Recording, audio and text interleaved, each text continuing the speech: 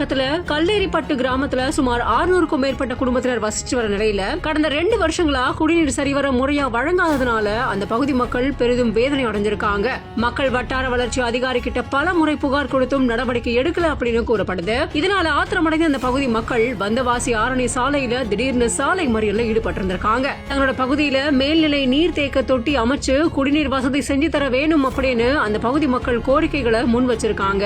இந்த நிலையில அங்க வந்த ஆரணி டிஎஸ்பி, ஆய்வாளர் மற்றும் போலீசார் பொதுமக்கள் கிட்ட சமரசமா பேசி பஞ்சாயத்து நிர்வாக அதிகாரிகளை வரவழைச்சு உடனடியா குடிநீர் வரத்துக்கான ஏற்பாடு செஞ்சு தரோம் அப்படின்னு சொன்னதன் பேர்ல பொதுமக்கள் சாலை மறியல கைவிட்டு இருந்திருக்காங்க. மேலும் இந்த சாலை மறியல் போராட்டத்துல போலீசாருக்கும் பெண்களுக்கும் இடையே வாக்குவாதம் ஏற்பட்டிருக்கு. இதனால அந்த பகுதியில போக்குவரத்து பாதிப்பு ஏற்பட்டிருக்கு. சிறிது நேரம் பரபரப்பா காணப்பட்டிருக்கு.